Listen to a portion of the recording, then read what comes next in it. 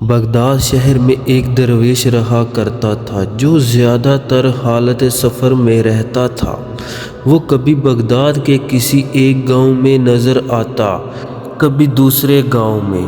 لوگ اکثر اوقات اس درویش کو ڈھونڈا کرتے اور اس سے اپنی مرادیں پوری کرنے کے لیے دعائیں کروایا کرتے۔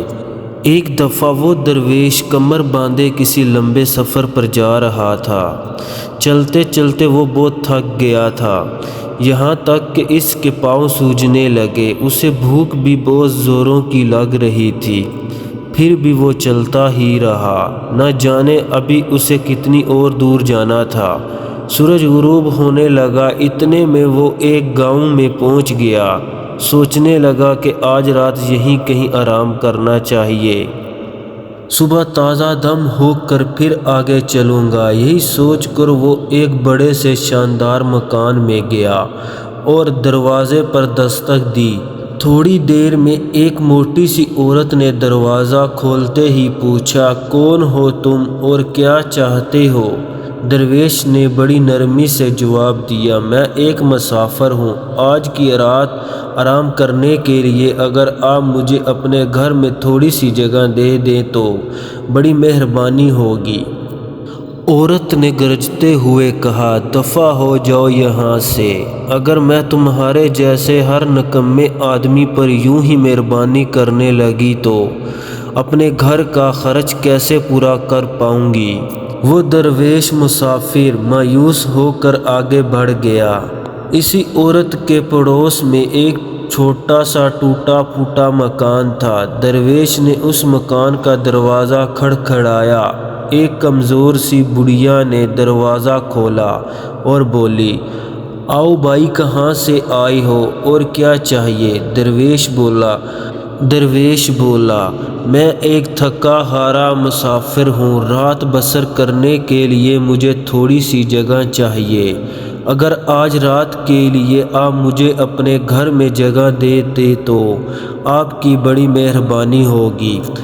بڑھیا نے بڑی نرمی سے کہا، آ جاؤ بھائی اس چھوٹے سے مکان میں، پہلے بھی تو اتنے لوگ رہتے ہیں، تم بھی آ جاؤ گے تو کیا فرق پڑے گا؟ جب درویش اندر گیا تو اس عورت نے چارپائی پر بکھرے کپڑے سمیٹ کر ایک طرف رکھ دیے اور چارپائی مسافر کے آرام کرنے کے لیے خالی کر دی۔ درویش کی آدھی تھکان تو بڑھیا کی نرمی اور فراخ دلی سے اتر چکی تھی۔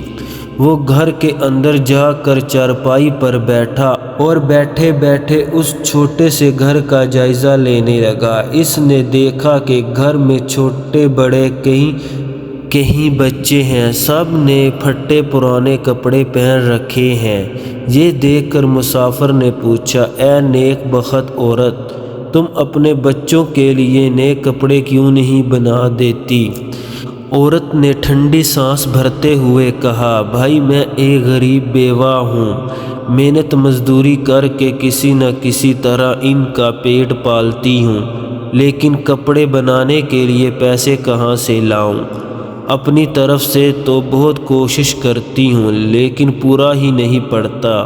خیر اب تو کھانے کا وقت ہو گیا ہے، آؤ جیسا بھی روکھا سوکھا ہے اسی میں شریک ہو جاؤ۔ درویش نے دسترخوان پر نظر ڈالی تو دیکھا کہ تھوڑے سے چاول، کچھ روٹیاں اور پتلی سی دال رکھی ہے، جو ان بچوں کے لیے بھی کافی نہیں تھا۔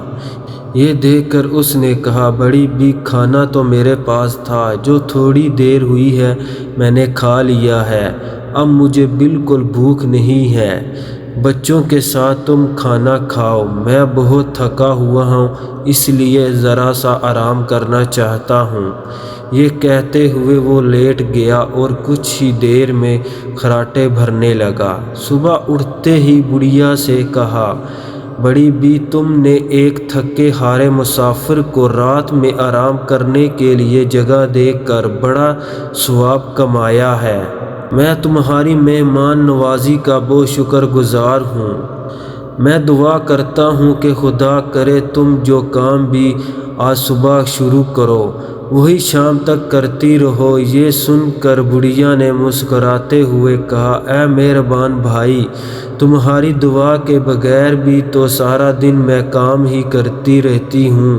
صبح اٹھتے ہی کام میں مصروف ہو جاتی ہوں، رات گئے تک لگی رہتی ہوں، لیکن کام ہے کہ پھر بھی ختم ہونے میں نہیں آتا۔ بڑھیا یہ باتیں کر ہی رہی تھی کہ اس نے آنکھیں اٹھا کر دیکھا تو درویش جا چکا تھا۔ درویش کے چلے جانے کے بعد اس عورت نے بچوں کی طرف دیکھا کہ ان کے کپڑے واقعہ چیتھرے ہوئے ہیں۔ بچے آخر بالکل لاوارث تو نہیں ہیں، ان کی ماں ابھی زندہ ہے۔ گھر میں کپڑے کا ایک ٹکڑا پڑا ہے، جس کسی کے ناپ کے بن سکتے ہیں بنا دیتی ہوں۔ ذرا ناپ کر دیکھتی ہوں، شاید بڑے بچے کا کرتا ہی بن جائے، یا پھر شاید چھوٹے بچے کا ہی صحیح۔ یہی سوچ کر وہ پڑوسی کے ہاں سے کپڑا ناپنے کا ایک پھیتا لائی۔ واپس آ کر اس نے صندوق سے کپڑا نکالا اور بڑے بچے کے کرتے کے لیے اس میں سے 1.5 گز کپڑا ناپ لیا۔ یہ دیکھ کر وہ بہت حیران ہوئی کہ کپڑا اب بھی اتنا ہی موجود تھا۔ اس نے دوسرے بچے کے کرتے کے لیے کپڑا ناپ لیا، مگر کپڑا پھر بھی اتنا ہی تھا۔ اس کے بعد وہ سبھی بچوں کے لیے کپڑا ناپ کر رکھتی گئی، یہاں تک کہ سینکڑوں بار ناپنے کے بعد بھی کپڑے کا ٹکڑا بس دور اتنا ہی باقی رہتا۔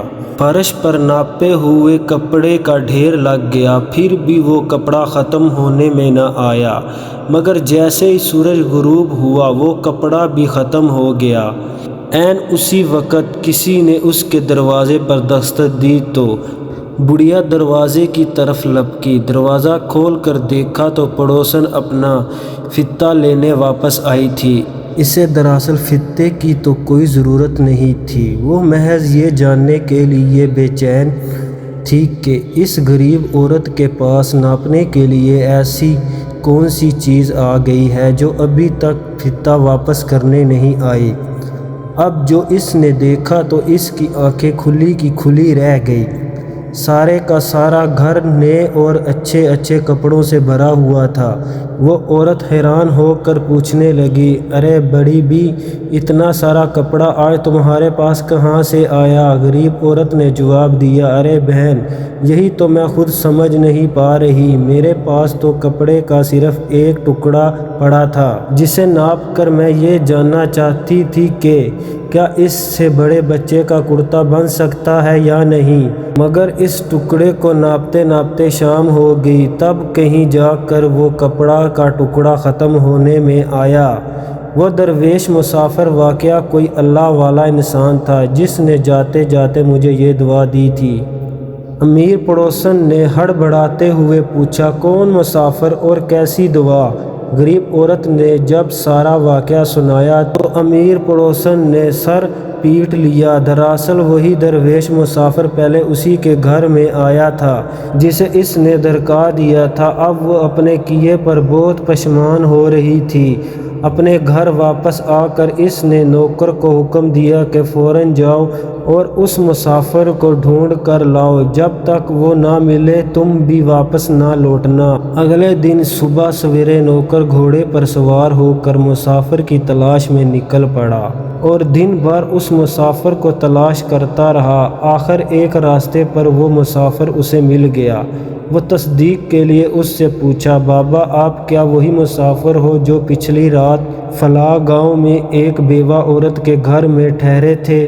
درویش مسافر نے جب ہاں میں جواب دیا تو نوکر نے کہا کہ میری مالکن کو آپ سے کچھ ضروری کام ہے، آپ میرے ساتھ واپس چلیں۔ درویش نے کچھ سوچتے ہوئے پوچھا، کون مالک اور کیسا کام؟ نوکر نے جب اس کو اپنی مالکن کے بارے میں بتایا تو مسافر نے اس کے ساتھ چلنے سے انکار کر دیا۔ نوکر نے التجا کی کہ اے مسافر، اگر آپ میرے ساتھ نہیں چلیں گے تو وہ مجھے زندہ نہیں چھوڑے گی۔ درویش مسکراتے ہوئے کہنے لگا، اگر یہ بات ہے تو میں ضرور چلوں گا۔ دوسری طرف نوکر کے چلے جانے کے بعد امیر عورت نے بہت ہی عمدہ اور لذیذ کھانے تیار کرنے شروع کر دیے تھے۔ اور مسافر کی خاطر تواضع کے لیے سب ہی انتظام پورے کر لیے تھے۔ جب درویش مسافر واپس آیا تو امیر عورت بہت خوش ہوئی اور درویش کی خاطر تواضع میں کوئی کسر نہ چھوڑی۔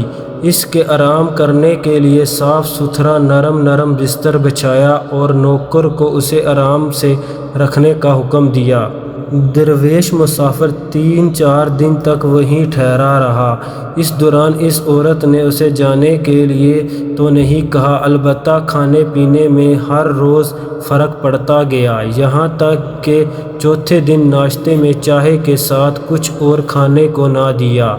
درویش مسافر نے جب یہ صورتحال دیکھی تو اس نے وہاں سے چلے جانا ہی مناسب سمجھا اور مالک کو بلا کر اجازت چاہی۔ امیر عورت یہ سن کر بہت خوش ہوئی اور مسافر کو مزید رکنے کے لیے بھی نہ کہا اور درویش کو گاؤں سے باہر چھوڑنے کے لیے چلی گئی۔ درویش بھی چپ چاپ جا رہا تھا۔ امیر عورت سے رہا نہ گیا اور بولی، اے نیک مسافر، کیا جاتے جاتے مجھے کوئی دعا نہیں دو گے؟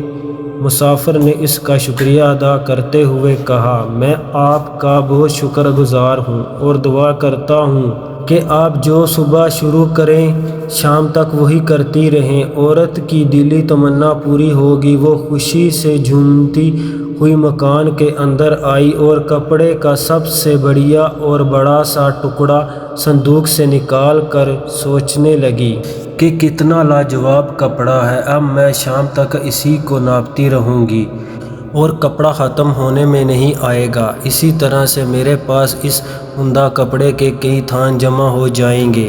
سب سے پہلے تو میں اپنے اور اپنی بیٹیوں کے لیے نئے کپڑے تیار کرواؤں گی اور فالتو کپڑوں کو بیچ کر ہزاروں روپے کماؤں گی۔ اس نے کپڑے کو میز پر رکھا اور دوسرے کمرے سے ناپنے والا فیتہ لینے چلی گئی۔ اس سے پہلے کہ وہ فیتے کو ہاتھ لگاتی اسے یاد آیا کہ رات کا بچا ہوا آٹا رکھا ہے، اگر یوں ہی پڑا رہا تو کھٹا ہو جائے گا، کیوں نہ پہلے نوکر کے لیے روٹی پکا دوں اور پھر اطمینان سے سارا دن کپڑا ناپتی رہوں گی۔ فیتے کو وہیں چھوڑ کر وہ باورچی خانے میں چلی گئی۔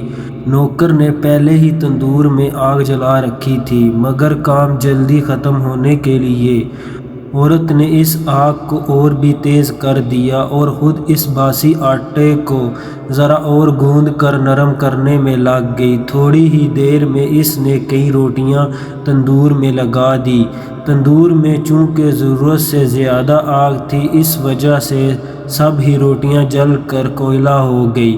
اس نے ایک بار پھر روٹیاں تندور میں لگا دی اور اس بار پھر روٹیاں تندور سے نکالی تو وہ بھی جلی ہوئی تھی، چنانچہ روٹیاں بنا کر وہ تندور میں لگا رہی تھی اور ہر بار جلی ہوئی روٹیاں تندور سے نکال کر پھینک رہی تھی۔ نہ آٹا ختم ہونے میں آتا تھا اور نہ ہی تندور کی آگ کم ہوتی تھی اور نہ ہی وہ روٹیاں بنانا بند کرتی تھی۔ حالانکہ وہ تھک کر چور ہو گئی تھی، پھر بھی نہ جانے کیوں وہ روٹیاں بنانا بند نہیں کر سکتی تھی۔ اسے یوں محسوس ہو رہا تھا جیسے کوئی طاقت اسے اس کام کو جاری رکھنے میں مجبور کر رہی ہے۔ اس کے ہاتھ تیزی سے خود بہت کام کرتے جا رہے تھے۔ وہ دن بھر روٹیاں بنا کر جلاتی رہی۔ نہ صرف باورچی خانے میں بلکہ صحن میں بھی جلی ہوئی روٹیوں کا ڈھیر لگ گیا۔ جیسے ہی سورج غروب ہوا، نہ صرف برتن میں سے آٹا ختم ہو گیا بلکہ تندور بھی ٹھنڈا پڑ گیا۔ جلی ہوئی روٹیوں کے ڈھیر کے پاس وہ بیٹھی کافی دیر تک مسافر اور اس کی دعا کو کوستی رہی۔ دوستو، یہ کہانی آپ کو کیسی لگی؟ کمنٹ میں اپنی رائے کا اظہار ضرور کیجیے اور ہمارے چینل کو سبسکرائب ضرور کیجیے گا۔ ویڈیو دیکھنے کے لیے بہت بہت شکریہ۔ خدا حافظ۔